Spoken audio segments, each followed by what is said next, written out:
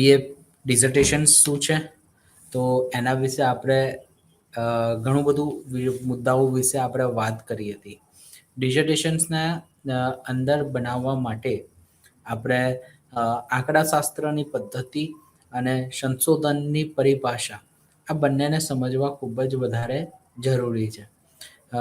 સંશોધન એ એક એવો વિષય છે અને મનોવિજ્ઞાનની અંદર કે જે માહિતીની આપલેની સાથે માહિતીને વધારવાનું કાર્ય કરે છે. તમે જાણે સંશોધન સાથે કનેક્ટ થાઓ છો ત્યારે સંશોધન માત્ર ને માત્ર કોઈ એક મર્યાદિત વિષયનું નથી થતું. તે જે તે વિષયના ઊંડાણપૂર્વક અભ્યાસ કરીને તેની સચોટ માહિતી સમાજ સુધી, વિષય સુધી અને વિષયના લોકો સાથે પહોંચાડવાનું કામ કરે છે. એટલે આપણે જ્યારે સંશોધન કરતા હોઈએ તો આપણું સંશોધનનો વિષય એવો હોય કે જે સમાજ માટે પર્યાપ્ત હોય, સમાજ માટે આવશ્યક હોય અને સમાજી ઉપયોગી હોય. જો આ રીતનું એક ક્ષેત્ર બનેલું હોય, જો એ એક આવા રીતની આપણું કાર્ય પદ્ધતિ હોય તો તે સંશોધન ખરેખર હેલ્પફુલ બની શકે છે. સંશોધનની અંદર કેટલાક આપણા ટોપિક છે કે આપણે સંશોધન કરવું હોય તો ઘણા બધા લોકોને એવો પ્રશ્ન થતો હોય છે શરૂઆતમાં જ કે હું કયા ટોપિકની પસંદગી કરું, મારે કઈ રીતે મારું સંશોધન કરવું જોઈએ. તો એના માટે આપણે સંશોધનની પસંદગી કરતા પહેલા માનસિક રીતે વૈચારિક પદ્ધતિની ઉપર કાર્ય કરવું જોઈએ. સૌથી પહેલા તો મનોવિજ્ઞાનમાં સંશોધન કરવા માટે ઘણા બધા એરિયાઝ રહેલા છે અને દરેક એરિયાઝને ની ઉપર કામ કરવા માટે આપણે ઘણી બધી પદ્ધતિઓનો ઉપયોગ કરી શકીએ. એટલે પહેલું તો છે કે એરિયા પસંદ કરવો જોઈએ કે મારે ચાઇલ્ડ સાથે કામ કરવું છે, મારે પુખ્ત વય એટલે કે એડોલેસન્ટ સ્ટેજ સાથે કામ કરવું છે કે પછી એડલ્ટ વ્યક્તિઓ સાથે કામ કરવું છે. જે પણ જગ્યા પર કામ કરવાની ઈચ્છા હોય, જે પણ ક્ષેત્રની અંદર સંશોધન કરવાની ઈચ્છા હોય, તે સંશોધનના ની અંદર હું નવી માહિતી શું શોધી શકું અને નવી માહિતી શોધ્યા પછી કઈ રીતે સામાજિક રીતે લોકોને હેલ્પફુલ થઈ શકે, એના માટે ગૂગલની અંદર કેટલાક રિસર્ચ પેપરને રીડ કરવા જોઈએ. રાઈટ, જેમ કે કોઈકને બાળકો સાથે કામ કરવું છે તો બાળકો સાથે કામ કરવા માટે કયા કયા સાયકોલોજીકલ સ્ટડીઝ રીડ કરવા જોઈએ, કયા કેવા સાયકોલોજીકલ ઇસ્યુઝ કરંટ ટાઈમમાં થઈ રહ્યા છે ચાઇલ્ડહુડમાં, એને સમજવા જોઈએ. જેમ કે હું એક એક્ઝામ્પલ આપીને સમજાવું કે મારે કોઈ રિસર્ચ કરવાનું હોય, મારે ડિઝર્ટેશન બનાવવાનું હોય તો અને મારો ઇન્ટરેસ્ટ એરિયા એડલ્ટ છે અને એમાં પણ યંગ એડલ્ટ પીપલ્સ 23 અથવા તો 24 સુધીમાં આવે છે, તો મારો મુખ્ય ધ્યેય એ રહેશે કે હું એ લોકોમાં યંગ એડલ્ટને કેવા પ્રોબ્લેમ્સ જોવા મળે છે અને એ પ્રોબ્લેમ્સ કયા પરિબળોના કારણે થઈ રહ્યા છે. તો એને સમજવા માટે હું રિસર્ચ કરીશ કે કયા કયા પ્રોબ્લેમ જોવા મળે, જેમ કે relationship issues, addictions, social media issues, right. તો આવા ડિપ્રેશન, તો આવા ઘણા બધા પ્રોબ્લેમ્સ આપણને જોવા મળે અને જ્યારે મને એ પ્રોબ્લેમ જોવા મળે છે એના પછીનું મારું કાર્ય રહેશે કે હું એ જે તે એરિયાના જે યંગ એડલ્ટની અંદર જો મારે ડિપ્રેશન પર કામ કરવું હોય તો હું ડિપ્રેશનના સાથે સંબંધિત કઈ ટેસ્ટ છે એનો અવલોકન કરીશ, એના વિશે શોધખોળ કરીશ અને જાણે મને યોગ્ય મારા ટોપિકના રિલેટેડ, મારા રસના અનુકૂળ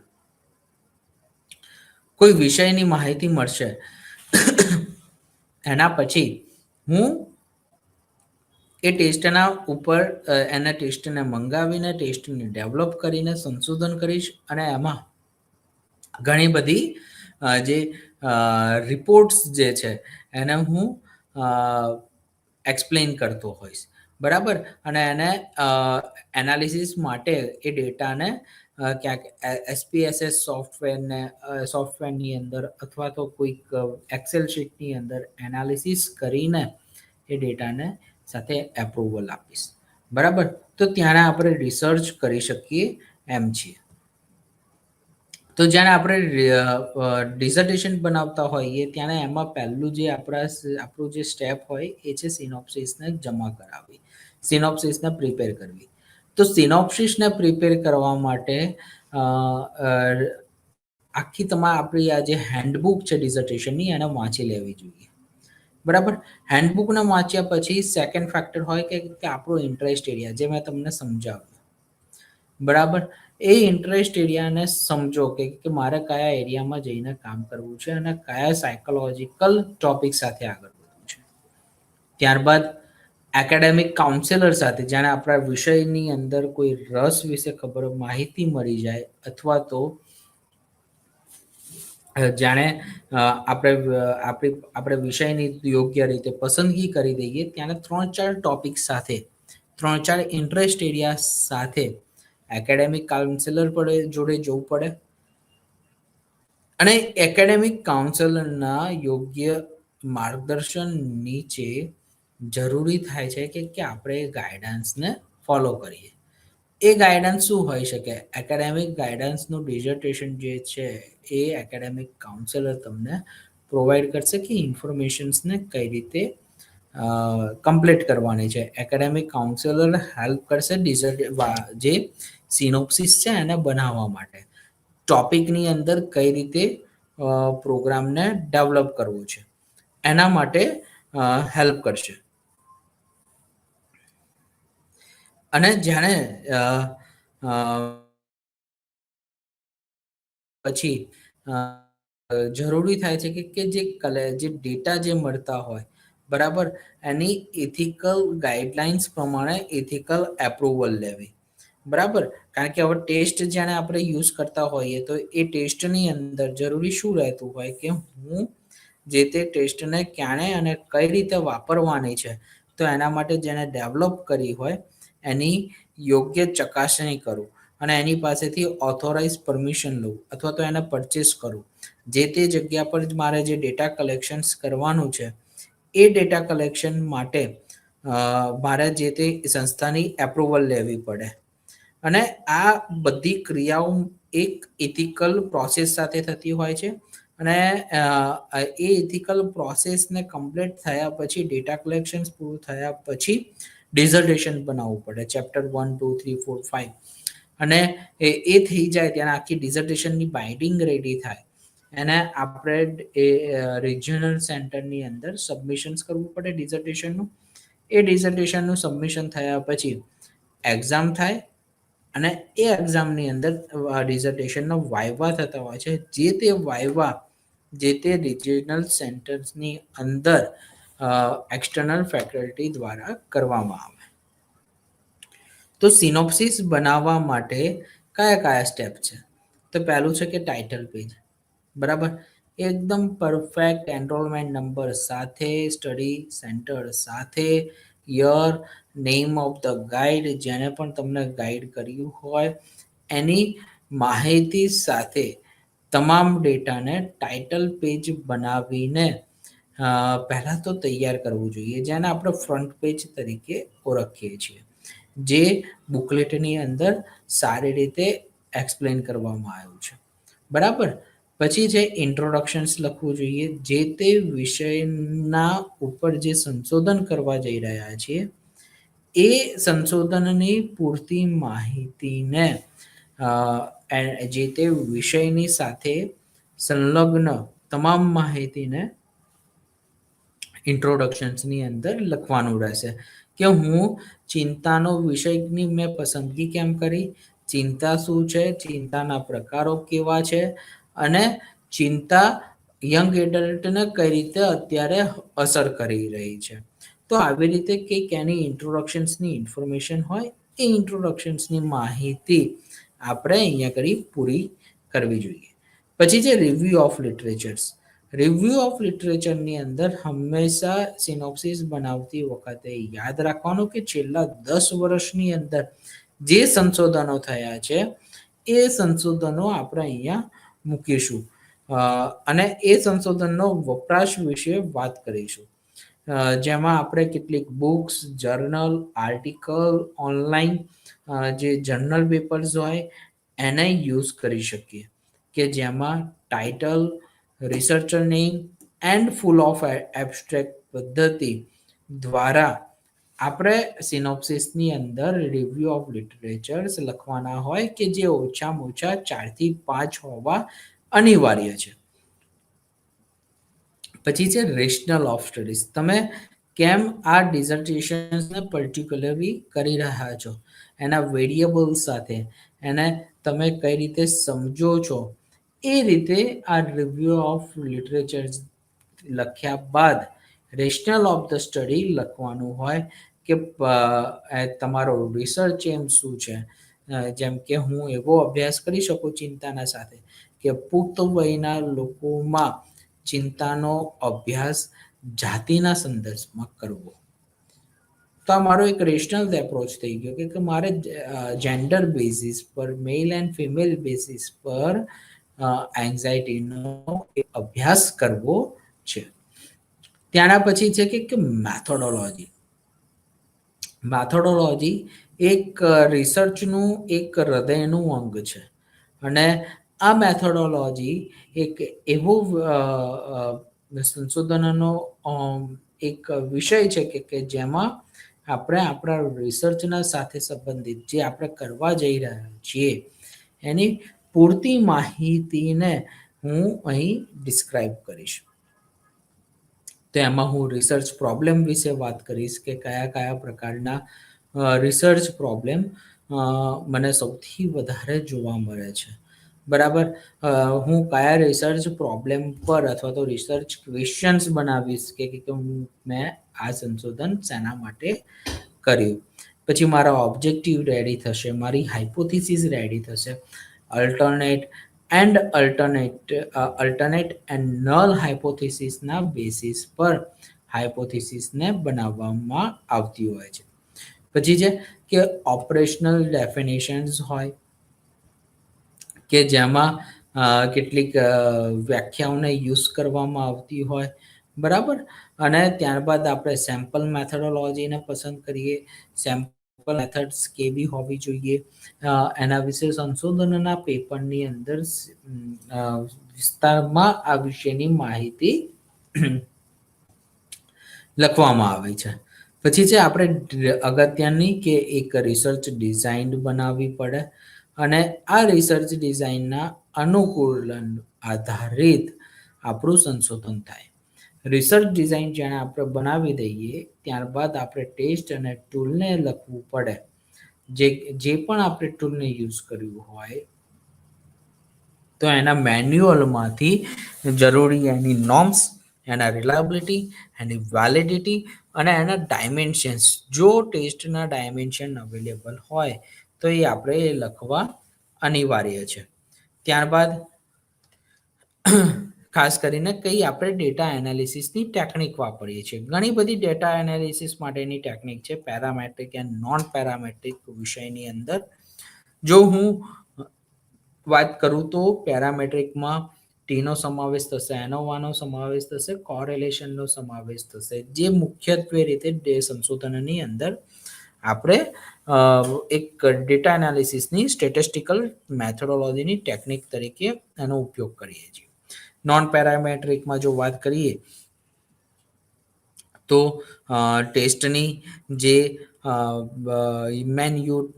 મેન વિટની યુ ટેસ્ટ છે, બરાબર, એ સૌથી વધારે અત્યારે રિસર્ચની અંદર વપરાશમાં આવતી એક ટેકનિક તરીકે આપણે ઓળખી શકીએ. તો આ રીતે આપણી સિનોપ્સિસની અંદર મેથોડોલોજી એકદમ સારી રીતે ડિસ્ક્રાઇબ થતી હોય છે. જાણે આટલું થઈ જાય ત્યારબાદ આપણે રેફરન્સીસ લખવા પડે. રેફરન્સીસનો મુખ્ય ઉદ્દેશ એ છે કે તમે જે આખું સિનોપ્સિસની અંદર જે પણ મટીરિયલ યુઝ કર્યું છે, કઈ કઈ જગ્યાએથી તમે ઇન્ફોર્મેશન્સ લીધી છે, તો એ ઇન્ફોર્મેશન્સને એપીએ મેથડમાં અમેરિકન સાયકોલોજીકલ એસોસિએશન્સની પદ્ધતિ દ્વારા લખવા ખૂબ જ જરૂરી છે, કે જે આલ્ફાબેટિકલી લિસ્ટેડમાં હોવા જોઈએ, રાઈટ. જેમ કે પહેલા તો નામ સરનેમ આવશે, પછી નામ આવે, પછી યર આવે, પછી ટોપિક નેમ આવે, પછી જર્નલ જે પણ હોય એ પબ્લિશ થઈ હોય એ, આઈએસબીએન નંબર, આઈએસએસ નંબર જો અવેલેબલ હોય તો, અને એના પેજીસ નંબર, કયા પેજીસમાંથી ઇન્ફોર્મેશન્સ લીધી. જ્યારે આપણે આટલી પૂરતી વિગત લઈશું ત્યારે રેફરન્સીસ રેડી થતા હોય છે. રેફરન્સીસ લખવાથી ફાયદો એ કે આપણે આપણા ટોપિકને ન્યાય આપ્યો છે, કારણ કે હું જે પણ ઇન્ફોર્મેશન્સ લઉં છું એ ઇન્ફોર્મેશન સંશોધનની અંદર જરૂરી હોય છે કે ડિસ્ક્રાઇબ કરવું કે ઇન્ફોર્મેશન્સ ક્યાંથી લેવામાં આવે છે. જ્યાં સુધી આપણે એ લખીએ નહીં ત્યાં સુધી આપણું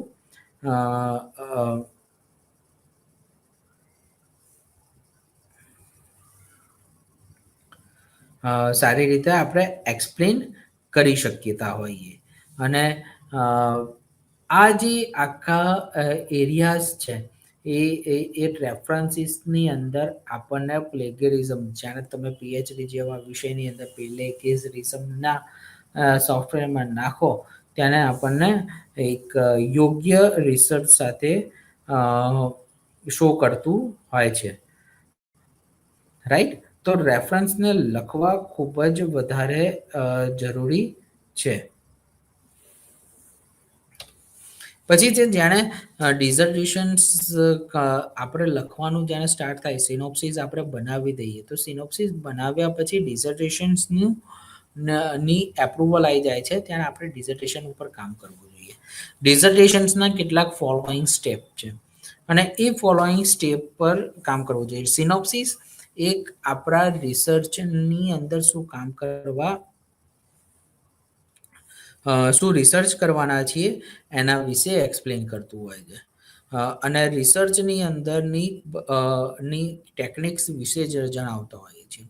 જ્યારે ડિઝર્ટેશન્સ ફૂલ ઇન્ફોર્મેશન્સ આપે છે કે શું થયું અને શું ના થયું, અને કઈ રીતે આપણા રિસર્ચને એપ્રુવલ મળે છે, આપણે જે રિઝલ્ટ જે બનાવ્યું છે એની કઈ પદ્ધતિઓથી આપણા રિઝલ્ટને કેટલો ન્યાય મળ્યો છે, અને એ આપણું રિઝલ્ટ શું શો કરી રહ્યું છે કે મેલમાં વધારે છે કે પછી ફિમેલમાં વધારે છે એન્ઝાયટી. તો અહીંયા આપણે રિઝલ્ટને ફૂલ શો કરીશું, જે કમ્પ્લીટલી જે ખરેખર વાસ્તવિકતા રીતે જોવા મળતું હોય. અને સંશોધન જે છે એની અંદર ડિઝર્ટેશન્સ એક બાઇન્ડિંગ એક મોટું થતું હોય, જેને હાર્ડ બાઇન્ડિંગની અંદર બનાવવું ખૂબ જ જરૂરી છે. જો આપણે સ્પાઇરલ કોપીઝ બનાવીએ તો પછી એ ડિઝર્ટેશન્સ ગણાતું નથી. તો જરૂરી શું થાય કે આપણે ડિઝર્ટેશન્સ બનાવવા માટેનો જે સમય મળે એ સમયની અંદર પરફેક્ટ પ્લાનિંગ અને પરફેક્ટ મેનેજમેન્ટ કર્યા પછી તેને યોગ્ય રીતે લોકોને યુઝફુલ થાય એ રીતે બનાવીને આપણે લાઇબ્રેરી સુધી પહોંચાડી શકીએ. સો ડિઝર્ટેશન્સમાં કેટલાક ફોલોઈંગ સ્ટેપ છે જે નીચે મુજબ છે, જે અત્યારે હું તમને અત્યારે પીપીટીની અંદર શો કરી રહ્યો છું. કે એક છે કે ટાઇટલ પેજ, કે ટાઇટલ પેજ ની અંદર આપણે મેન્શન્સ કરીએ છીએ કે તમારું નામ, ટાઇટલ, બરાબર, પછી જે પણ એક્સપિરિયન્સ થયો છે એ, enrolment number, regional centres, year, કયા કે તમે કોના અંડરમાં રિસર્ચ કરી રહ્યા છો, બરાબર. તો આ રીતે કર્યા પછી ટાઇટલ પેજ બની જાય. એના પછી આપણે સર્ટિફિકેટ ઓફ ઓરિજિનાલિટી, કારણ કે આપણે આ જે રિસર્ચ વર્ક કર્યું છે એ એકદમ પ્યોર એપ્રુવલ સાથે કરેલું છે, એને શો કરવું જોઈએ. એટલે જાણે ગાઈડ તમારા સાઇન સ્ટેમ્પ કરે એટલે એનો મતલબ એ થયો કે તમારું રિસર્ચ એપ્રોપ્રિએટ છે, એનું સર્ટિફિકેટ આપવામાં આવે છે. પછી જે બુકલેટની અંદર જે સર્ટિફિકેટ એપેન્ડિક્સ 4ની જે કોપી આપેલી છે એ પ્રમાણે કોપીને બનાવવી અનિવાર્ય છે, બરાબર. અને તેની અંદર સાઇન સ્ટેમ્પ થશે. પછી છે એકનોલેજમેન્ટ. એકનોલેજમેન્ટ આપણે જે પણ રિસર્ચ કર્યું છે તો એની આભાર વિધિ કરવી જોઈએ. અને એ આભાર વિધિની અંદર આપણે આપણા ફેકલ્ટી, ડેટા કલેક્ટર ના વિશે વિસ્તૃતમાં આભાર વિધિની અંદર મેન્શન્સ કરવું જોઈએ. એકનોલેજમેન્ટની અંદર આપણે આપણા પેરેન્ટ્સનો પણ આભાર માની શકીએ કે જેમણે આપણને રિસર્ચની અંદર આપણા સ્ટડી માટે હેલ્પ કરી છે. આપણે આપણા ફ્રેન્ડ્સની હેલ્પ લખી શકીએ તો તે લોકોની તમામની માહિતીનું એકનોલેજ કરવું અનિવાર્ય છે. પછી છે ટેબલ કન્ટેન્ટ્સ. કયા કયા ટેબલ કન્ટેન્ટ્સ આપણે મૂકેલા હોય, કેટલાક આપણે ગ્રાફને મૂક્યા હોઈએ, આપણે કેટલાક ટેબલને શો કર્યા હોઈએ, તે ટેબલ કન્ટેન્ટ્સને પણ અહીંયા આગળ એક્સપ્લેન કરવા જરૂરી છે. પછી જે સિનોપ્સિસ, કે જે આપણું જે સિનોપ્સિસ બનાવેલું હતું અને એની જે એપ્રુવલ કોપી હોય એ અનિવાર્ય છે. અને એ સિનોપ્સિસ મૂકવાથી આપણું ડિઝર્ટેશન એથિકલ એપ્રુવ થતું હોય. ઇન્ટ્રોડક્શન્સ લખવામાં આવે છે. ઇન્ટ્રોડક્શન્સ એ ખૂબ જ અગત્યનો ભાગ છે. ઇન્ટ્રોડક્શન્સની અંદર આપણે જે વિષયની પસંદગી કરી છે તો એ વિષયની માહિતી વિશે આપણે વિસ્તૃતમાં લખતા હોઈએ. સિનોપ્સિસમાં શું હોય કે આપણે બહુ બ્રીફલી લખ્યું હોય અને ડિઝર્ટેશન્સમાં એને વિસ્તૃતમાં સમજાવવું પડે કે ક્યાં એન્ઝાયટી ડિટેલ્સમાં હોય અથવા તો ડિપ્રેશન ડિટેલમાં હોય. તો આ રીતે કર્યા પછી માહિતી જાણે આપણે ઇન્ટ્રોડક્શન્સમાં લખીએ ત્યારે એ મિનિમમ ઘણા બધા કહેતા હોય છે કે 2 પેજમાં ચાલે, તો પછી હું કહીશ કે સિનોપ્સિસમાં 2 પેજ હોય તો it's fine, 3-4 page. But minimum 20 પેજનું તો ઇન્ટ્રોડક્શન્સ હોવું જ જોઈએ કે જે તમારા માહિતી અથવા તો આપણા ટોપિક સાથે મેચ થાય. ત્યારબાદ આપણે લખતા હોઈએ છીએ review of literatures. Review of literature શું છે? રિવ્યુ ઓફ લિટરેચરની અંદર જે પુરાના એટલે કે જે જૂના સંશોધનો જે થયા છે આપણા વિષયને લઈને, તો એ સંશોધનો વિશે ઇન્ફોર્મેશન્સ આપણે જર્નલમાંથી, કેટલીક બુક્સમાંથી અને આર્ટિકલ્સમાંથી લખવું જોઈએ. ઇવન ગૂગલ સ્કોલર, શોધગંગા અથવા તો આપણે એવું કહી શકીએ કે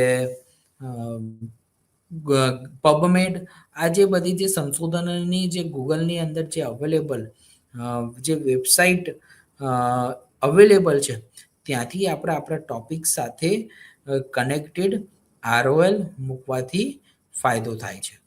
તો એવું ડેફિનેટલી કહેવાય કે રિવ્યુ ઓફ લિટરેચર્સ એ આપણા રેશનલ અથવા તો સિગ્નિફિકન્ટ સ્ટડી સાથે કનેક્ટેડ હોય.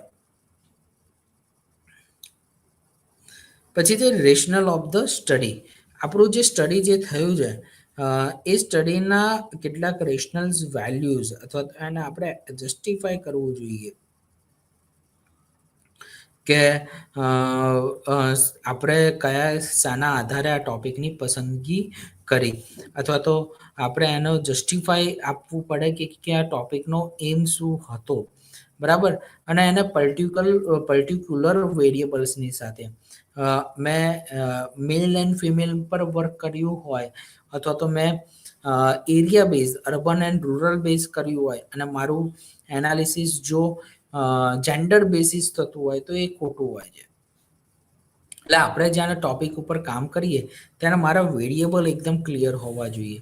અથવા તો મેં ટોપિકની અંદર લખ્યું હોય કે હું એન્ઝાયટીનો અભ્યાસ કરવો અને મેં ડિપ્રેશનની ટેસ્ટ યુઝ કરી હોય તો રેશનલ રહેતી નથી. એટલે પર્ટિક્યુલર જે વેરિયેબલ્સ છે કે જેને આપણે ન્યાય સાથે અભ્યાસ કરેલો છે એ રીતે જ આપણે આને અહીંયા આગળ મેન્શન્સ કરવાનું હોય અને એને રેશનલ વેલ્યુઝ સાથે પર્ટિક્યુલર વેરિયેબલ સાથે મેન્શન્સ કરીએ. બરાબર. તો એન્ઝાયટી હોય તો એન્ઝાયટીનો જ અભ્યાસ આવે, ડિપ્રેશન હોય તો ડિપ્રેશનનો જ અભ્યાસ આવે. જો મેલ એન્ડ ફિમેલ લખ્યું હોય તો મેલ એન્ડ ફિમેલ જ લખવાનું હોય. આપણે પછી અર્બન એન્ડ રૂરલ ના લખી શકીએ. તો ઘણા બધા એવું કહેવાય કે રિસર્ચ આપણે જે સિનોપ્સિસની અંદર રેડી કરતા હોઈએ તો એની અંદર જોવા મળે છે કે આવી બધી માઇનર મિસ્ટેક, કેટલીક આ માઇનર મિસ્ટેક વાઇવાની અંદર બહુ જ વધારે પડતી ઇફેક્ટિવ થતી હોય. તો એ સમયની અંદર આપણે ધ્યાન એ રાખવાનું છે કે હું કઈ રીતે મારા રિસર્ચ સ્ટડીઝને એક એપ્રોપ્રિએટ બનાવું, એક એપ્રોપ્રિએટ અને એક પર્ટિક્યુલર વેરિયેબલ સાથે એને મેન્શન્સ કરું. ત્યારે જ આપણું સંશોધનની અંદરનો જે રેશનલ ઓફ સ્ટડી છે એને આપણે જસ્ટિફાઈ આપી શકીએ.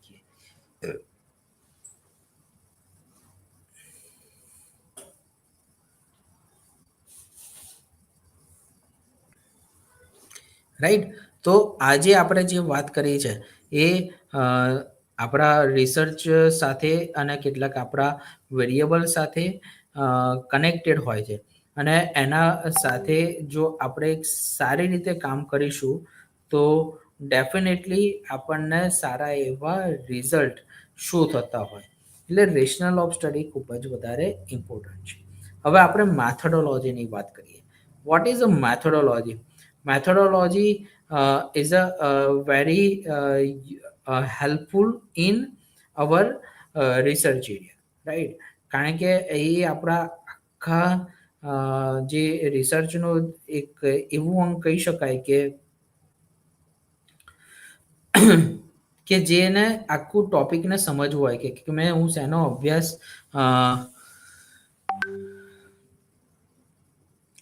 જે હું કરવા જઈ રહ્યો છું એની પૂરી માહિતી ઓબ્જેક્ટિવ, હાઇપોથિસિસ અથવા તો ડેટા કલેક્શન્સની મેથડ, રિસર્ચ ડિઝાઇન્સ, એની વિસ્તૃત માહિતી આપણને અહીંયા આગળ મળશે. તો હાઇપોથિસિસ જે છે એ નલ હાઇપોથિસિસ હોય છે, અલ્ટરનેટ હાઇપોથિસિસ હોય છે અને જે અથવા તો આપણે બંને હાઇપોથિસિસને યુઝ કરીને રિસર્ચ પ્રોબ્લેમ્સ અને પ્રોપર મેનર વેમાં મેન્શન્સ કરી શકીએ છીએ. જર્નલ અને રિસર્ચમાંથી પણ રિફર્ડ કેટલાક ઓબ્જેક્ટિવ્સ અથવા તો હાઇપોથિસિસને પણ આપણે યુઝ કરી શકીએ. રાઈટ. એ પર્સન એક્ઝામ્પલ લાઈક કે જો કોઈ એ પર્સને એન્ઝાયટીનો જેન્ડર બેઝ પર અભ્યાસ કર્યો હોય તો આપણે પણ એને અર્બન બેઝમાં કર્યો છે તો હું એન્ઝાયટીનો રૂરલ બેઝમાં પણ અભ્યાસ કરી શકું છું. રાઈટ. તો hypothesis is a very helpful. એ જ રીતે જો આપણે સમજીએ તો વેરિયેબલ ની અંદર જે ઓપરેશનલ જે ડેફિનેશન્સ હોય એને પણ સારી રીતે ડેટાની અંદર યુઝ થતો હોય છે. પછી છે કે આપણું પોપ્યુલેશન્સ, આપણું જે પોપ્યુલેશન છે એની સાઇઝ, એનો નેચર્સ, એની ટેકનિક્સ એને પણ આપણે મેથોડોલોજીના વિષયની અંદર મેન્શન્સ કરતા હોઈએ છીએ. હવે અમદાવાદના જો સેમ્પલ મેથડ વિશે જો હું વાત કરું તો અમદાવાદનું પોપ્યુલેશન બહુ બધું છે. હવે જો હું અમદાવાદના લોકોની ચિંતાનો અભ્યાસ કરવા બેસું તો મને એક વર્ષ પણ ઓછો પડે, બરાબર. અથવા તો કોઈ સહભાગી થાય, કોઈ સહભાગી ન પણ થાય. તો એના માટે સેમ્પલ મેથોડોલોજીની અંદર સેમ્પલ ટેકનિક્સ બહુ સારી રીતે એક્સપ્લેન કરવામાં આવે છે. તો એ સેમ્પલિંગ ટેકનિકને યુઝ કરીને હું અમદાવાદના પોપ્યુલેશન્સનો ડેટા લઈશ. એટલે હું એમ વિચારીશ કે જો અમદાવાદનું પોપ્યુલેશન્સ કોઈ એક પર્ટિક્યુલર એરિયાનું 2 લાખ લોકોનું છે તો હું એમાંથી યદચ રીતે કેટલાક 100-200 લોકોની પસંદગી કરીશ. એ રીતે બીજા એરિયામાંથી બીજા 100-200ની પસંદગી કરીશ. એ રીતે હજારોની ગણતરીમાં જાણે અમદાવાદનો ડેટા આવે એના ત્યારબાદ હું એન્ઝાયટીનો અભ્યાસ મારા રિસર્ચ વર્કની અંદર કરી શકું એમ છું. પછી કે જે રિસર્ચ ડિઝાઇન છે એના પ્રોપર ઓબ્જેક્ટિવ મેથડ સાથે બનાવવા જોઈએ. પછી છે ટેસ્ટ એન્ડ ટૂલ્સ. હવે કેટલાક લોકો ટેસ્ટ એન્ડ ટૂલની અંદર કેટલી ઘણી બધી ટેકનિક યુઝ કરતા હોય કે જેમાં ક્વેશ્ચનર મેથડ હોય. ક્વેશ્ચનર મેથડની અંદર એક particular items, particular dimensions, particular ટેસ્ટની રિલાયબિલિટી, પર્ટિક્યુલર ટેસ્ટના વેલિડિટી, પર્ટિક્યુલર ટેસ્ટની નોર્મ્સ એ હોવી ખૂબ જ જરૂરી છે.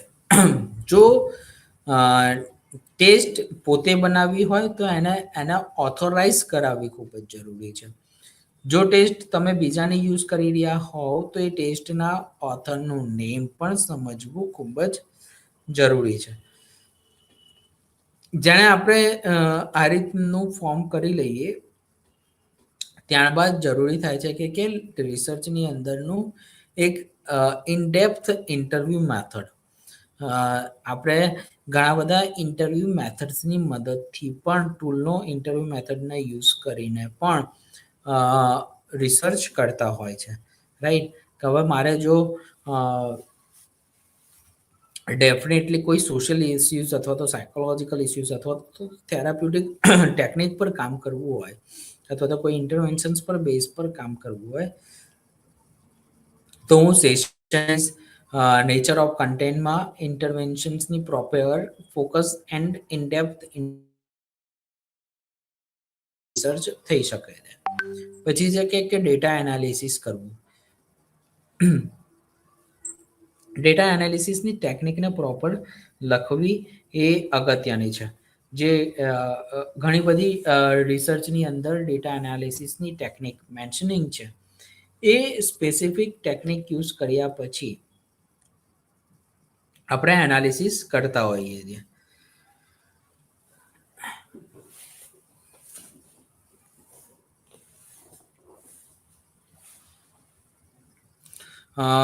ત્યારબાદ આપણે જો વાત કરીએ કે રિઝલ્ટ એન્ડ ડિસ્કશન્સ એ ઘણું અગત્યનું છે. રિઝલ્ટ એન્ડ ડિસ્કશન્સની અંદર જો આપણે ડેટા એનાલિસિસ કરીએ છીએ તો એ ગ્રાફિકલ અને સ્ટેટિસ્ટિકલ ફોર્મની અંદર હોવું જોઈએ. અને એ જે ડેટા આપણે મેન્શન્સ કરીએ તો એમાં મીન એપ્રોપ્રિએટ મેન્શનિંગ હોય, એમાં સ્ટાન્ડર્ડ ડેવિએશન ડેફિનેટલી એક્સપ્લેન હોય. મેઇન ખાસ કરીને જે આપણે રિસર્ચની અંદર જે ડેટા શો કર્યો છે એ ડેટાની જે વેલ્યુઝ છે એ સિગ્નિફિકન્ટ અથવા તો નોન સિગ્નિફિકન્ટ છે એને પણ મેન્શન્સ કરવું અગત્યનું છે. જ્યાં સુધી આપણે યોગ્ય રીતે ટેબલ વેલ્યુઝને અથવા તો એની ઇન્ફોર્મેશન્સને મેન્શન નહીં કરીએ ત્યાં સુધી આપણું રિઝલ્ટ એન્ડ ડિસ્કશન્સની અંદર ગ્રોથ જોવા મળતો નથી.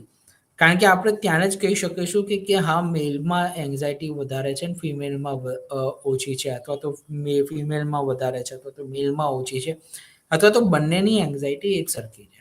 તો એ રિઝલ્ટ અને ડિસ્કશન્સની અંદર આપણને ખબર પડે.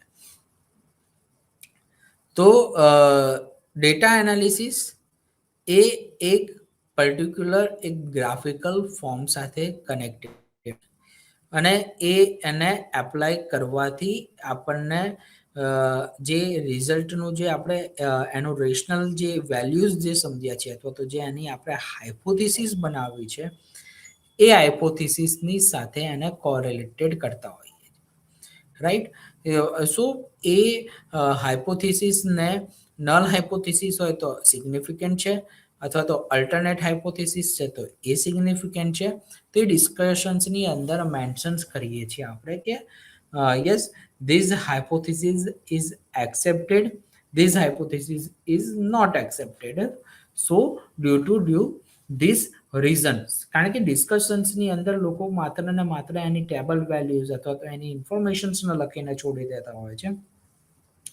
જરૂરી હોય છે કે એ જે તે ડિસ્કશન્સના રીઝનને પણ રિઝલ્ટના જે પણ વેલ્યુઝ આવી છે એના રીઝનને પણ એક્સપ્લેન કરવું.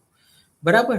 જો આપણે એ રીઝનને એક્સપ્લેન કરીશું તો જ આપણે ડિસ્કશન્સ અથવા તો પ્રોપર રિસર્ચ પર કર્યું છે એવું સમજી શકીએ. પછી છે કન્ક્લુઝન્સ. કન્ક્લુઝનની અંદર શું હોય કે જે પણ હેડિંગ હોય જે પણ આપણે રિસર્ચ કર્યું છે એની જે ફાઇન્ડિંગ વેલ્યુઝ આવે છે એને એક્સપ્લેન કરવું જોઈએ કે મેલમાં એન્ઝાયટી જો વધારે આવી છે તો કેમ વધારે આવી છે, અથવા તો ફિમેલમાં એન્ઝાયટી આવી છે તો કેમ વધારે આવી છે, કે ફિમેલ પણ અત્યારે ઘરનું કામ મેનેજ કરે છે, બહાર જોબ પણ કરે છે, અને આ બંનેની અંદર હવે સાથે સાથે એ લોકો પોતાના કરિયરની અંદર પણ હવે આગળ વધવા માંગે છે. તો એક ઇન્ડિપેન્ડન્ટ વુમન થાય છે, તો જેના કારણે કેટલુંક એમને સ્ટ્રેસ ફીલ થાય છે, એક સાથે ઘણા બધા કાર્યોનું મેનેજમેન્ટ નથી થઈ શકતું, જેના કારણે એન્ઝાયટી ફિમેલ્સની અંદર હાલમાં વર્તમાન સમયમાં મારા રિસર્ચની અંદર વધી રહી છે. સો જે આ ફાઇન્ડિંગ વેલ્યુ છે એને રિસર્ચના કન્ક્લુઝનની અંદર મેન્શન કરવામાં કરીએ છીએ કે why anxiety is shows in female high, why shows in male low, right. તો આ કન્ક્લુઝન્સના ટેબલ વેલ્યુઝ સાથે અથવા તો એના સિગ્નિફિકન્ટ વેલ્યુઝ સાથે આપણે કન્ક્લુઝન્સની અંદર મેન્શન્સ કરવું અનિવાર્ય હોય છે. પછી કે એના ઇમ્પ્લિકેશન શું હોઈ શકે, જે રિઝલ્ટનું જે ફાઇન્ડિંગ આવ્યું છે એ ક્યાં ક્યાં હેલ્પફુલ થઈ શકે, તો કોઈને થેરાપીની અંદર થઈ શકે, કોઈકને ડેટાની અંદર થઈ શકે, ગવર્મેન્ટને હેલ્પ થઈ શકે કે જાણે પણ એવા એડલ્ટ પર્સન અથવા તો ચાઇલ્ડના બેઝિસ પર અથવા તો ઓલ્ડ એજના પર્સનના બેઝિસ પર જાણે કોઈ રિસર્ચ અથવા તો કોઈ એવા પ્રોગ્રામ બનાવવાના હોય, અથવા તો એ પ્રોગ્રામની અંદર સરકારને કોઈક સ્કીમ્સ ડેવલપ કરવી હોય તો એ લોકો એના અકોર્ડિંગ હેલ્પ કરવા માટે યુથને એન્ઝાયટી એમની ઓછી થાય એના માટે કઈ રીતે એ લોકો એક પ્રોગ્રામ ડિઝાઇન કરે, તો એના ઇમ્પ્લિકેશન્સ એવરીથિંગ એ આપણે ચેપ્ટર 5માં મેન્શન્સ કરવું જોઈએ. સો પછી છે આપણે કે લિમિટેશન્સ. હવે આપણે જ્યારે ડેટા રિસર્ચનું એનાલિસિસ રિસર્ચ કરતા હોય તો ઘણી બધી આપણી લિમિટેશન થઈ જતી હોય. મારી પાસે 6 મહિના હોય અથવા તો 9 મહિના હોય, 9 મહિનાની અંદર મારે રિસર્ચ કરવાનું છે. હવે અમદાવાદનું ક્રાઉડ બહુ છે, તો અમદાવાદના ક્રાઉડની અંદર હું 9 મહિનાની અંદર બધાનું ડેટા કલેક્શન્સ કરું એવું પોસિબલ નથી. એટલે શું થાય કે હું બહુ ઓછા મર્યાદિત સમયની અંદર જ મારે ચોક્કસ રીતે પસંદગી કરવી પડે એરિયાની, ચોક્કસ એજ બેઝ રેન્જને પસંદ કરવી પડે. હું જો 11થી માત્ર ને માત્ર જો હું એન્ઝાયટી બધાને લોકોની અભ્યાસ કરવા માંગુ છું, જેટલા પણ એડલ્ટ છે એ બધા લોકોની, તો મારી પાસે એ પોસિબલ નથી કે હું બધાની જોડે જઈને એક ક્વેશ્ચનર ફિલ કરાવી શકું. તો ઘણી બધી આપણી લિમિટેશન્સ આપણા સંશોધનની અંદર રહી જતી હોય છે. તો એ લિમિટેશન્સને અહીંયા આગળ એક્સપ્લેન કરવા માટે અહીંયા આગળ આપણે કેટલાક રિસર્ચને એક્સપ્લેન કરતા હોઈએ, બરાબર. તો એના મેન્શન્સ કરવા જરૂરી છે કે કોઈ વ્યક્તિ સમજી શકે કે વાય આપણે બીજા રિસર્ચની અંદર અથવા તો બીજા કોઈ પ્રોબ્લેમ્સની અંદર કઈ રીતે કામ કરવું એ અનિવાર્ય છે, રાઈટ. પછી છે સજેશન્સ. જે આપણે રિસર્ચ કર્યું છે એ શું શો કરી રહ્યું છે, અને એ રિસર્ચના રિઝલ્ટ ઉપરથી એ એડવાઇસ પરથી એ સજેશન્સ ઉપર આપણા એ શો પરથી આપણે સજેશન્સ આપવા પડે કે આપણા ટોપિકના બેઝ પર બીજા કયા કયા રિસર્ચિસ તમે અથવા તો જે બીજા જે રિસર્ચના લોકો છે એ લોકો કરી શકતા હોય, બરાબર.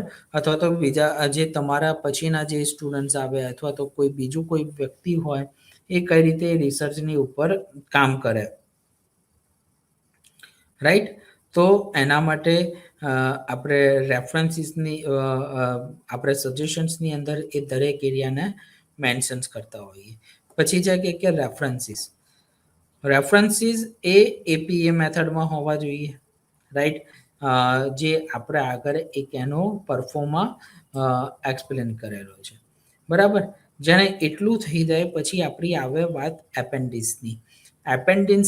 એપેન્ડન્સીસની અંદર ડિઝર્ટેશન્સની ઓરિજિનલ જે એક્સિસ એપેન્ડિક્સ 1માં ઓરિજિનલ સેનોપ્સિસ, પછી છે એપ્રુવલ સિનોપ્સિસ કે જે આપણે જે તમને એકેડેમિક કાઉન્સેલર અથવા તો જે આરસી દ્વારા જે એપ્રુવલ આપી હોય એનું, પછી concern letter of the guide, પછી છે સર્ટિફિકેટ જે આ તમામ પરફોર્મમાં એપેન્ડિક્સ 2, 4, 5 આ તમામ પરફોર્મમાં આપણા જે બુકલેટની અંદર ડિઝર્ટેશનની બુકલેટની અંદર મેન્શનિંગ છે. પછી છે કે આખું ડિઝર્ટેશનનો રિપોર્ટ જે આપણે સૌથી લાસ્ટની અંદર જમા કરાવવાનું હોય છે. પછી કે આપણે જે ડિઝર્ટેશન જે બનાવીએ છીએ એ ડિઝર્ટેશન્સની પદ્ધતિ શું શું હોઈ શકે, અથવા તો જે ડિઝર્ટેશનના જે રિપોર્ટો તૈયાર થાય એના સ્ટેપ્સ કયા કયા હોઈ શકે. તો એક છે કે એક આખું ટાઇટલ પેજ, બરાબર, જે ફ્રન્ટ પેજ છે એ મૂકવું ખૂબ જ પહેલા જરૂરી છે. પછી છે ટેબલ ઓફ કન્ટેન્ટ્સ.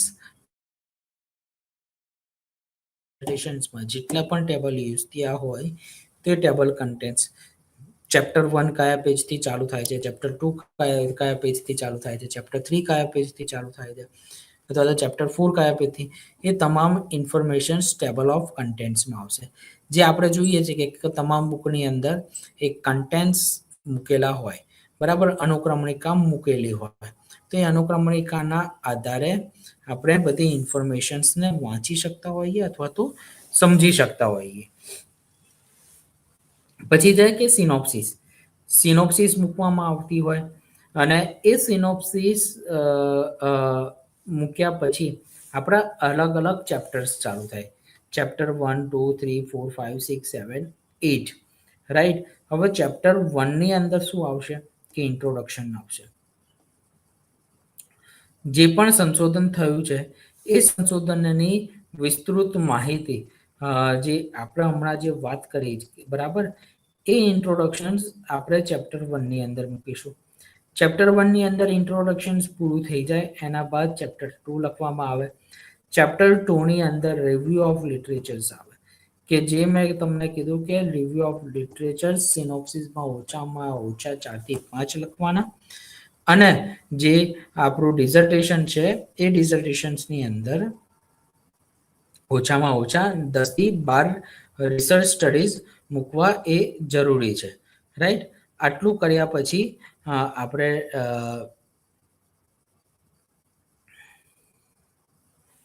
આપણે રિવ્યુ ઓફ લિટરેચર્સ તરફ આગળ વધતા હોઈએ, બરાબર.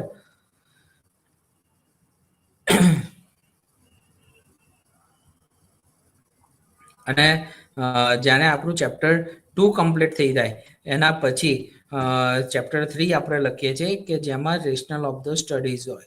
રેશનલ ઓફ ધ સ્ટડીઝ આપણા જે પણ ડિસાઇડ થયા છે, ટાઇટલ, પેજ નંબર, ઓબ્જેક્ટિવ્સ, આપણા વેરિયેબલ્સ, પછી જે આપણું સેમ્પલિંગ મેથડ્સ, આપણી રિસર્ચ ડિઝાઇન્સ, આ બધું ચેપ્ટર 3 એન્ડ 4 એન્ડ 3ની અંદર મેન્શન્સ થતા હોય છે.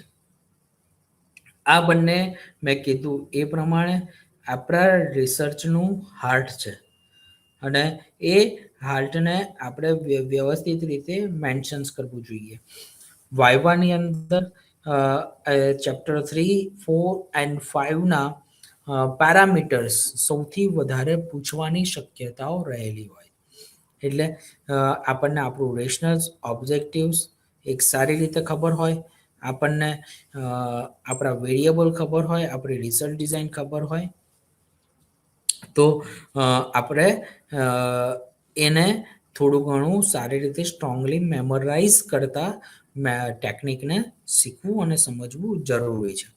ત્યારબાદ આપણું રિઝલ્ટ ચેપ્ટર 5 મેન્શન થાય, જે આખું રિસર્ચ જે કર્યું છે અને એ રિસર્ચને આપણે અહીંયા આગળ એક્સપ્લેન કરતા હોઈએ છીએ કે જે ટી મેથડ યુઝ કરી હોય અથવા તો એનઓવાય યુઝ કર્યું હોય તો એની જે સેમ્પલિંગ મેથડ હોય એ રિઝલ્ટ એન્ડ ડિસ્કશન્સની અહીંયા આગળ શો થશે ચેપ્ટર 5માં. પછી છે ચેપ્ટર 6. ચેપ્ટર 6માં કન્ક્લુઝન્સ એન્ડ ઇમ્પ્લિકેશન્સ, જે હમણાં વાત કરી કે કન્ક્લુઝન્સ એન્ડ એપ્લિકેશન્સ કયા કયા છે.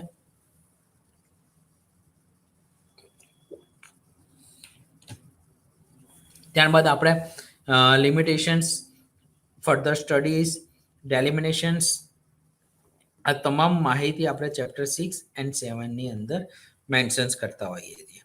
પછી છે ચેપ્ટર 8, જે આપણું એક રિસર્ચની અંદરનું ચેપ્ટર 1થી લઈને ચેપ્ટર 7 સુધી આપણે જેટલું પણ વર્ક કર્યું છે એ તમામ વર્કને આપણે અહીંયા આગળ ટેકનિક થ્રુ એક્સપ્લેન કરીએ છીએ, રાઈટ, કે જેમાં કયા કયા સામાયિકો, કઈ કઈ બુક ને આપણે જે યુઝ કરી છે એને અહીંયા આગળ ઇન્ફોર્મ કરવી જરૂરી છે. જેમ કે આ તમે ડિઝર્ટેશન્સ માટે આપણી બુકલેટ યુઝ કરી છે, તો પછી also you are mentioning the name of the book in APA format. Okay, અને એ ડેફિનેટલી આપણે એને યુઝ કરી શકતા હોઈએ છીએ. પછી જે કે એપેન્ડિસિસ, એ ચેપ્ટર 8ની અંદર આવશે. જેને આખું તમે કામ કરી લો એટલે આપણું ડિઝર્ટેશન્સ પૂરું થાય, આપણું ડિઝર્ટેશન્સ વર્ક કમ્પ્લીટ થાય. ડિઝર્ટેશન્સ ક્યારે હોય, ક્યારે થાય, એના વિશે વાત કરીએ તો ડિઝર્ટેશન્સ એ ફાઇનલ યરનો આખો ટોપિક છે. હા, જે તમારે ડિઝર્ટેશન્સને રિજિયનલ સેન્ટરની અંદર સબમિટ કરવું પડે. તો ડિઝર્ટેશન્સને સબમિટ કરવા માટે એની કેટલીક ડેટ ડિસાઇડેડ છે. જેમ કે ડિઝર્ટેશન્સની ડેટ જે કન્ફર્મ થાય છે એ 30 નવેમ્બર સુધીમાં તમારે ડિઝર્ટેશન્સ પૂરું કરી દેવું જોઈએ. અને એનો વાઇવા 1 જાન્યુઆરીથી લઈને 15 ફેબ્રુઆરીની વચ્ચે ગમે ત્યારે આયોજન થતું હોય છે, કે જે તમને એકેડેમિક કાઉન્સિલ, તમારા કોર્ડિનેટર અને તમારા જે આરસીની તરફથી આવતા મેલની અંદર તમને આપણને ઇન્ફોર્મેશન્સ મળે. પછી એક બીજો જે વાઇવાનું જે અરેન્જમેન્ટ થતું હોય અથવા તો જે બીજી વખત જે ડિઝર્ટેશન સબમિટ કરવાના હોય એ 31 મેના સમયમાં થતું હોય. 31 મેમાં તમારે 31 મે સુધીની અંદર ડિઝર્ટેશન સારી રીતે તૈયાર કરીને આરસીમાં અથવા તો તમારા સ્ટડી સેન્ટરમાં સબમિટ કરવાનું, જે તમને date of end of date સબમિશન્સની જે આપી હોય ત્યાં સુધીમાં. ત્યારબાદ 1 જુલાઈથી લઈને 14 ઓગસ્ટ સુધીમાં આખા વાઇવાનું આયોજન થાય અને એ વાઇવાને આપણે ફોલો એ જે તે સમયના આયોજિત તારીખમાં કરવાના હોય છે. જ્યારે આટલી વસ્તુ થાય ત્યારે આપણું ડિઝર્ટેશન્સ આખું પૂરી રીતે કમ્પ્લીટ થતું હોય. એટલે કેટલાક સંશોધનની અંદર જો આપણે વાત કરીએ તો હું અહીંયા આગળ એવું કહેવા માંગીશ કે ખાસ કરીને કેટલાક સ્ટેપને સમજવા જરૂરી છે, સ્ટેપને ફોલો કરવા જરૂરી છે, કે જે આપણા બુકલેટના સિવાયના એરિયા છે. બરાબર, સંશોધન એ એથિક્સ સાથે અથવા તો વાસ્તવિકતા સાથે કનેક્ટેડ છે. એટલે એવું આપણે કહી શકીએ કે સાયકોલોજીકલ રિસર્ચ એ અન્ય સંશોધન કરતાં એક આખું અલગ છે. આપણે શું જાણીએ છીએ કે અત્યારે સાયકોલોજીકલ ઇસ્યુઝ આપણી સોસાયટીની અંદર ખૂબ જ વધારે પ્રમાણમાં વધી રહ્યા છે. એટલે આપણા સંશોધનની પસંદગી પણ એવી જ હોવી જોઈએ કે જે સમાજ દ્વારા અથવા તો સમાજને હેલ્પફુલ હોય એવું, રાઈટ. સો રિસર્ચની અંદર જ્યારે આપણે કામ કરીએ ત્યારે એથિકલ એપ્રુવલ લેવી જરૂરી છે. કેટલાક રિસર્ચિસ એવા હોય કે જેમાં એથિકલ એપ્રુવલ વિના કામ ન થાય. જેમ કે જો હું કેટલાક ડિસેબલ બચ્ચાઓ સાથે કામ કરવા ઈચ્છતો હોઉં, રાઈટ, તો મારે જે તે ઇન્સ્ટિટ્યૂટના જે કોઓર્ડિનેટર હોય એની એથિકલ એપ્રુવલ લેવી જરૂરી છે. અને એમાં મારા કોઓર્ડિનેટર હોય અથવા તો મારા ગાઈડ હોય અથવા તો જે તે સંસ્થાના કોઓર્ડિનેટર હોય એની એપ્રુવલ આપવી જરૂરી છે.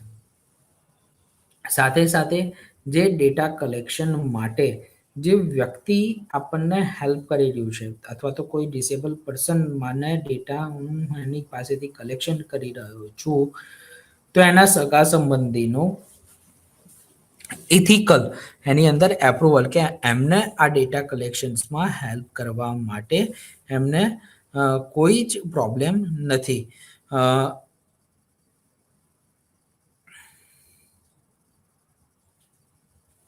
અને જાણે આપણે એ કામ કરી રહીએ ત્યારે જ આપણે જે તે વ્યક્તિનો આપણે ડેટા કલેક્શનની અંદર એમને એઝ અ કન્સલ્ટ કરી શકીએ. ત્યારબાદ જ્યારે આપણે ડેટા કલેક્શન સ્ટાર્ટ કરીએ છીએ ત્યારે વ્યક્તિને અવેર કરાવવું અને એને એક્સપ્લેન કરવું જરૂરી છે કે ક્યાં રિસર્ચ કેમ થઈ રહ્યું છે.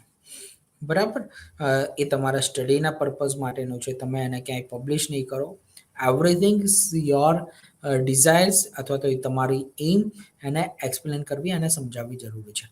ઘણી વખત શું થતું હોય કે વ્યક્તિ ડેટા કલેક્શન માટે હાથો પાડે પણ સીધા ખોટા રાઈટ માર્ક કરી દે, જલ્દીથી બહુ જ ઉત્સાહમાં આવીને અથવા તો કેટલાક ખોટા કોઈ પાસે જતી રહેશે તો એવું સમજીને જે તે વ્યક્તિ સાચી ઇન્ફોર્મેશન નથી આપતું. એટલે પોસિબલ શું થાય કે હું જે તે ડેટા કલેક્શન અથવા તો જે તે રિસર્ચ કરી રહ્યો છું અથવા તો કરી રહી છું એનું હું વ્યવસ્થિત રીતે જે એક સારી રીતે એને સારી ભાષામાં અથવા તો એને જે સમજી શકાય એવી ભાષામાં એક્સપ્લેન કરીશ કે આ ક્યાંય કોઈ ન્યૂઝપેપરમાં કોઈ મીડિયામાં નહીં આવે અને તમે તમારી ઈચ્છા પ્રમાણે તમે ગમે ત્યાંને ભરી શકો છો અને તમે જે સમય આપશો એ સમયમાં હું આ ડેટાને ફિલ કરીશ.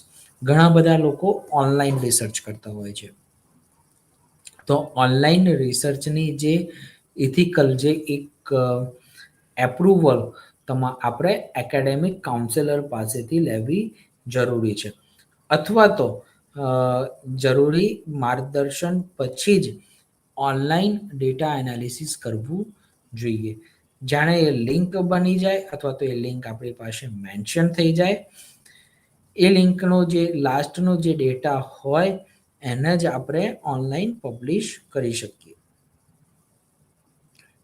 રાઈટ, તો જ આપણું ડેટા એક સારી રીતે જોવા મળે અથવા તો એક સારી રીતે આપણે એને ડેટાને મેન્શન્સ કરી શકીએ.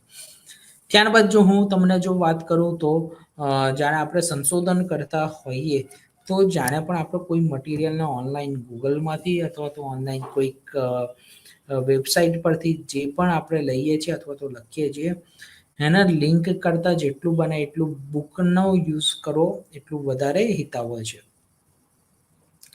અથવા તો આપણે લિંકમાંથી લઈએ છીએ તો એ જે તે લિંકને સેવ કરવી જરૂરી છે.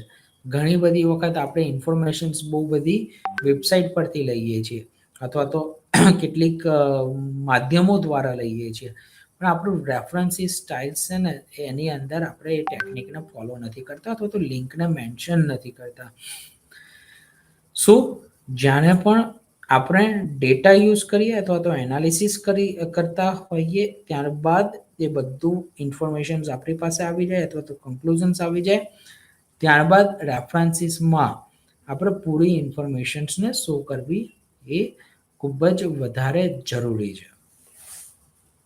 તો જ આપણે સારી રીતે ડેટાને એનાલાઇસિસ કરી શકીએ. ત્યારબાદ જો આપણે વાત કરીએ તો મેં વાત કરી કે રેફરન્સીસને લઈને કે જર્નલ હોય કે પછી કોઈ ટેકનિક હોય એના સારી રીતે મેન્શન્સ કરવી. ત્યારબાદ જો હું વાત કરું તો એ જરૂરી છે કે મારા જે ડેટા છે અથવા તો જે મારી ઇન્ફોર્મેશન્સ છે બરાબર, એ એના જે કન્સર્ન્સ લેટર હોય એ પણ અંદર મૂકવા જોઈએ. આપણા એપેન્ડિક્સની અંદર હું માત્ર ને માત્ર ટેસ્ટ મૂકીશ એવું નહીં ચાલે. એપેન્ડિક્સની અંદર એપેન્ડન્સીસની અંદર જરૂરી છે કે મેં જે કન્સલ્ટ લેટર બનાવ્યો છે, પર્સનલ ડિટેલ ફોર્મ બનાવ્યો છે એને પણ મેન્શન કરવું જોઈએ. કઈ પર્સનની ઇન્ફોર્મેશન્સને એડ કરેલી છે અથવા તો એને મેન્શન્સ કરેલી છે. જાણે આપણને સારી રીતે આપણે ડેટાને કમ્પ્લીટ કરી દઈએ, એ કમ્પ્લીટ કર્યા પછી આપણું ડિઝર્ટેશન રેડી થઈ જાય. જે લોકોને આગળ કોઈક વર્ક કરવાનું છે, રાઈટ, MA કરવાનું હોય અથવા તો PhD કરવાની હોય સાયકોલોજીના સબ્જેક્ટમાં, તો એ લોકોએ રિસર્ચને પબ્લિશ કરવું પણ ખૂબ જ જરૂરી છે. રિસર્ચ પેપરની મદદથી આપણને ભવિષ્યમાં સારી એવી ઓપોર્ચ્યુનિટી મળે છે અને આપણું જે વર્ક જે છે એ પણ એપ્રુવ થતું હોય છે. સો ક્યારેય પણ ડેટાને જ્યારે આપણે ફિલ કરતા હોઈએ અથવા તો એને જ્યારે મેન્શન્સ કરતા હોઈએ, તો એ પૂરું આખું ડિઝર્ટેશન્સનું વર્ક ક્યાંક ને ક્યાંક કોઈક જર્નલમાં પણ પબ્લિશ થવું અનિવાર્ય હોય. રિસર્ચ એ એક્સપેરિમેન્ટલ મેથડ પણ હોય છે, રિસર્ચ એ ક્વેશ્ચનર મેથડ પણ હોય છે, રિસર્ચ એ ક્વોન્ટિટેટિવ મેથડ પણ હોય છે. બરાબર. પણ એ આપણા ઉપર ડિપેન્ડ છે કે આપણે કઈ રીતે સંશોધન કરવા ઈચ્છતા હોઈએ. ઘણા બધા વિદ્યાર્થીઓ એવો સવાલ કરે કે સર મારે 1 મહિનામાં અથવા તો 2 મહિનામાં કાઉન્સેલિંગ પર રિસર્ચ કરવું છે. હવે જ્યારે આપણે કાઉન્સેલિંગ કોઈ પર્ટિક્યુલર એરિયાને લઈને સમજીએ છીએ, તો આપણને એવું લાગે છે કે જે રિસર્ચ જે છે ને એ 2 મહિનાના કાઉન્સેલિંગ્સની ઉપરથી આપણને સારા એવા રિઝલ્ટ ન મળે. એનું લોંગ ટર્મ ડ્યુરેશન્સ હોવું જરૂરી છે. અને એ લોંગ ટર્મ ડ્યુરેશન્સ આપણે ક્યારે ડિસાઈડ કરીએ કે જ્યારે 8 મંથ અથવા તો 9 મંથ અથવા તો કોઈ પેશન્ટનું આપણે થેરાપ્યુટિક વર્ક કરીએ, જ્યારે તમે પ્રોફેશનલ થઈ જાઓ ત્યારે આપણને જ્યારે એપ્રુવલ મળે ત્યારે આપણે આવા ક્વોલિટેટિવ અથવા તો ઇન્ટરવેન્શન્સ બેઝ રિસર્ચ કરી શકીએ. અથવા તો કોઈને કાઉન્સેલિંગ અથવા તો થેરાપી બેઝ કરવું જોઈએ. સો કોઈની જોડે અંડરમાં થેરાપીને શીખવી પડે અને એનું પણ સર્ટિફિકેટ, એપ્રુવલ સર્ટિફિકેટ આપણે મૂકવું પડે. તો એનાથી શું થાય કે આપણે જે તે વસ્તુને સારી રીતે સમજ્યા છીએ, એની પૂરતી માહિતી આપણને મળે છે, જેના આધારે આપણે કાઉન્સેલિંગ અથવા તો થેરાપી બેઝિસ પર સારું એવું રિસર્ચ પણ કરવા માટે યોગ્ય થઈએ છીએ. રાઈટ.